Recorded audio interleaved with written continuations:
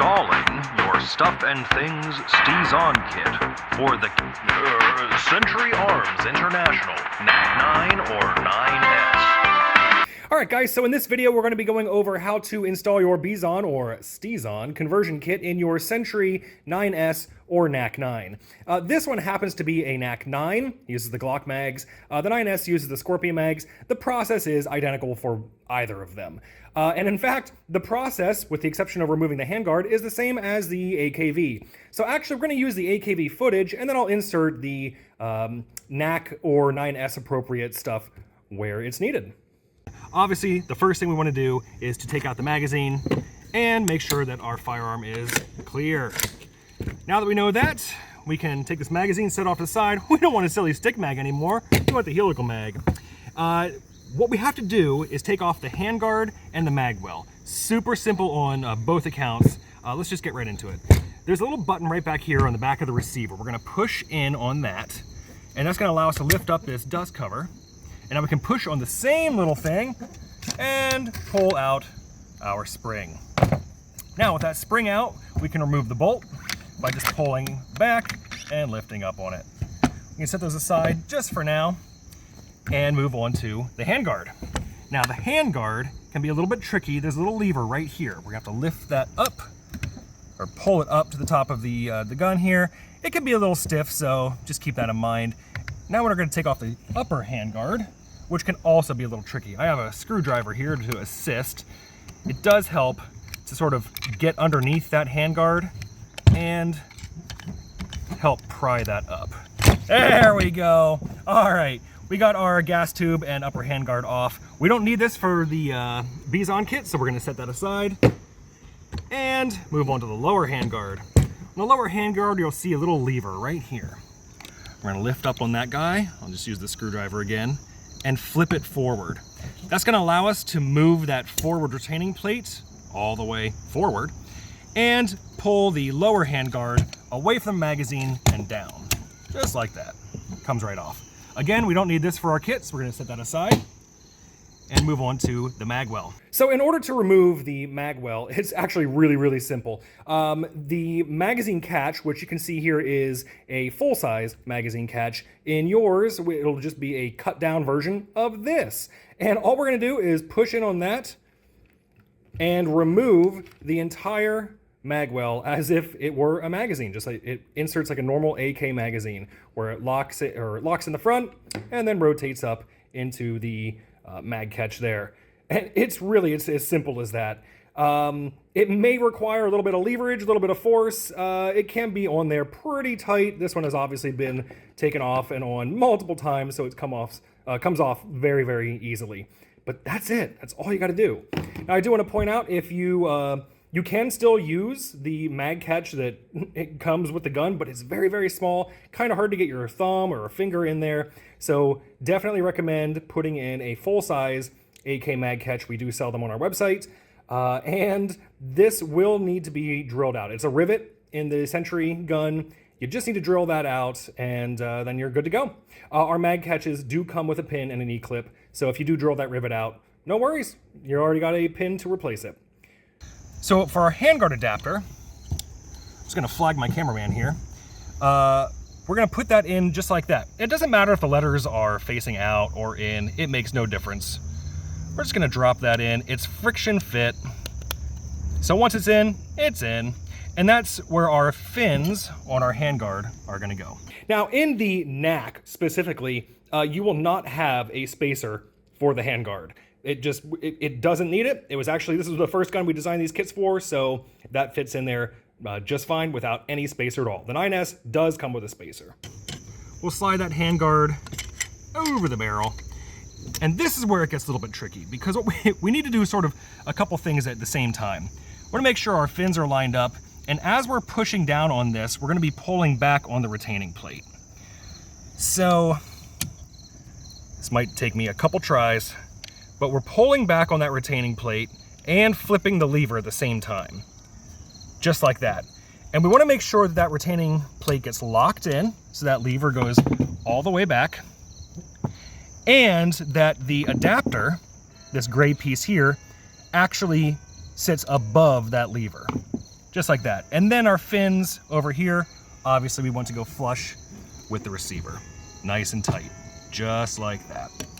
So, I'm gonna use a 5/64 Allen wrench now to push forward on our handguard adapter, and you can actually see it sliding back and forth.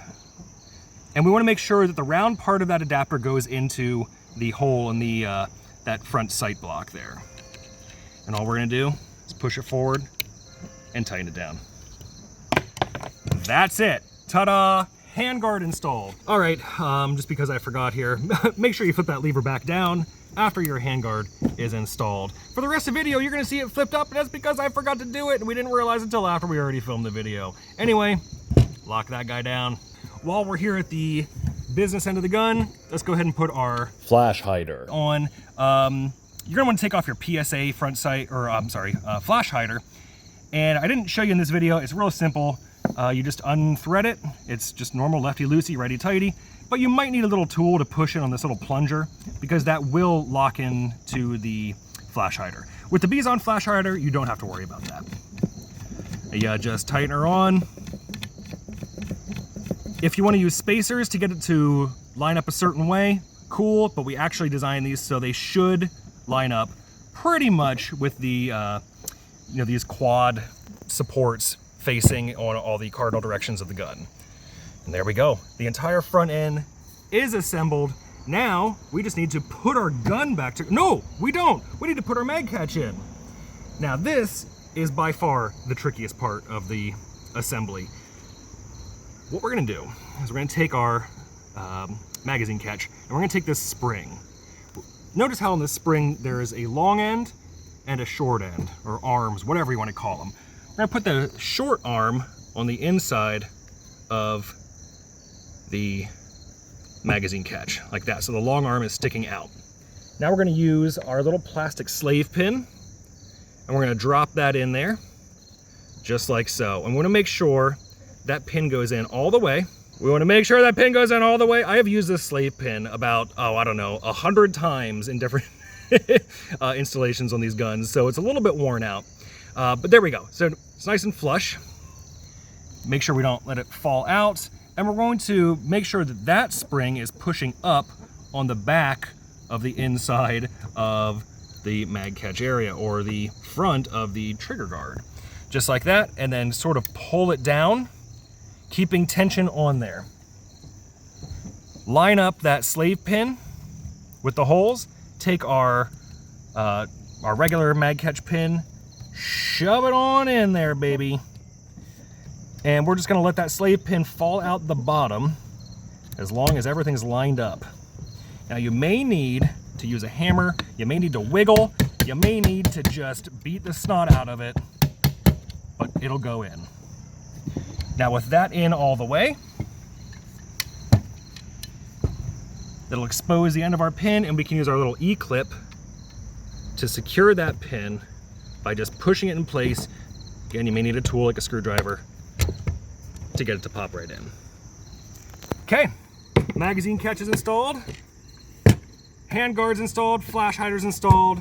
Let's put our gun back together by taking that bolt, putting the front end of the bolt through that hole there. And then notice there are little cutouts right here. We want to make sure that the little fins on our bolt go in those holes. And you might have to push down on the hammer. The hammer may prevent you from sliding the bolt all the way forward. I don't know if my cameraman can see that, but you can push down on that hammer and it's gonna allow you to slide the bolt all the way forward. I'm gonna take our spring, put it in the hole in that bolt, push it forward, and let it snap into the grooves on the back of the receiver there. Now, this is my favorite part. We close the dust cover and we smack it. Ah, that's satisfying. Give it a good hit. Make sure that that tab pops out of the back of the dust cover, and you are fully assembled. Now, to load our magazine into the gun, all we have to do is use that this forward catch right here and the forward retaining plates of the existing AKV. Push it in there, take the end of the magazine, and stick it in. Whoops, I missed a spring. There we go, my spring was stuck. It was caught on something. You might have to make sure that your spring snaps back out. All right, one last thing I want to point out. At the end of the day, these are stamped metal AKs, which means the tolerances aren't precise. And that, in turn, means that some fitting may be required. Specifically, maybe with that little spacer beneath the handguard there, and also with the magazine catch. So these magazine catches are designed to really hold that magazine in very tightly. But if the tolerances are off on your AK, that might mean that the magazine catch right here on the back of the magazine might not pop up into that the magazine catch on the gun here. It's a really easy fix. If you just take your magazine catch out, you can just grind off that top surface right there. Take that down a little bit if you have a sander, a grinder, a Dremel, or if you're just really ambitious with some hand files. Super easy to fix that. If you don't have those tools, you could even remove a little bit off of the bottom surface of the magazine itself, that little tab right there, that catch. When I say remove a little, I'm talking a very, very, very small amount. So do be careful, don't take too much off, or you could compromise the magazine. And there we go. That is your perfectly assembled STinc STizon conversion kit. Let's go over loading the magazine real quick because it is a little bit different than anything you're used to. Now you're going to notice that the feed neck in the NAK9 or 9S is going to look a little bit different than the one that you see on the Palmetto version in the rest of the video. And that's because the NAK9 or 9S actually uses a carbon fiber printed neck. Fancy. Okay, to load this magazine, first thing I'm going to do is remove the firearm because I don't want anything to happen to me or anyone helping me film. So now with this magazine, it does have some writing on it. This is a production magazine, but one that I've been using for demonstrations. But note we have some followers inside that feed neck there. We have a neat little lever back here. We have a neat little twisty cap right here. Yes, that is the correct nomenclature. That is the technical name of that device. We're the first people to use it, so we get to call it whatever we want. Twisty cap. So I do want to point out right now that this magazine is not user serviceable. If you take these screws out, it is possible that you can lift the cap off and take off all the tension on your springs. These magazines will come to you pre-tensioned, all ready to go. If it happens to you accidentally, no big deal. Give us a call, give us an email, or shoot us an email. We'll walk you through how to get everything back up and running. But it's best if you just don't take it apart in the first place. But let's load it up by twisting the twisty cap. Now, as I twist that cap, watch as the followers will go down inside the magazine. Let me hold it sort of this way. Each click is one round. Whoop, there we go. So each time I turn that, you'll hear the click of the ratchet, and you can actually see the lever snapping each time the ratchet goes past it. Cool. I don't actually want to go that far. What I usually do is, let's go right back here, is I'll take those followers down 3 clicks to when the follower just disappears inside the magazine. And then you can take a round and drop it in, just like that. 1, 2, 3. And then use that twisty cap again to turn your magazine. 1, 2, 3. Put some more rounds in. 1, 2, 3. Turn that twisty cap again. 1, 2, 3. You get the idea. Now, if you want to take the tension off, you can just push on the top of that lever, or when you put it in the gun, that lever will bump up on the bottom side of the receiver and do it automatically. That takes the tension off of your magazine and allows that ratchet to be free and allows the rounds to freely feed up into the magwell. It's pretty simple, but one thing I do want to point out, and you will see this, I'll go over this again in a shooting demonstration. This round, I can't push this round down, and that's because that spring is under it's under torsion, not compression, like a standard box magazine. So the standard box magazine, I can put the round in and push down on it, like that. can't do it on this magazine. And that means when I go to load this in the gun, that round is going to hit the bottom of the bolt and not allow me to load the magazine. So it's highly recommended that you download your magazine by at least 1 click. I usually go 3 clicks so that the round is completely on the inside of the magazine. And that will give you 55 rounds with this configuration. Obviously you can get to 58 if you have them all topped up. But if that's the case, then when you insert the magazine, you are going to have the bolt to the rear, put the magazine in, and then release the bolt. Not recommended, not a good habit to get into, so why don't you just keep it downloaded to 55 there. And that is really all there is to these mags. It's a slightly different manual of arms, I guess you want to call it. It's a slightly different loading process than a standard box magazine. But you know, once you've done it a couple times, you get pretty used to it.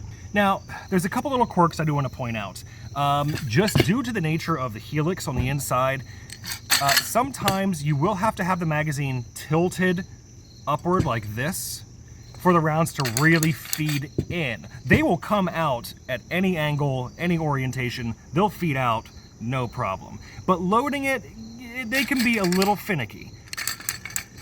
So just, you know, sometimes you have to have it rocked forward. Most of the time, if you just give it a little shake, everything kind of sets into place and the rounds will go in there, no problem.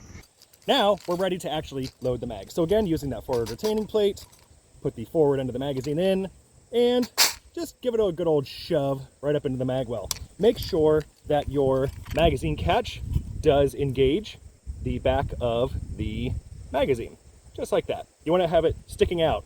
If the magazine catch looks like this, you're not in all the way. So make sure that we've got it all the way engaged. And you're good to go, man. From here on out, it's just like shooting any other AK.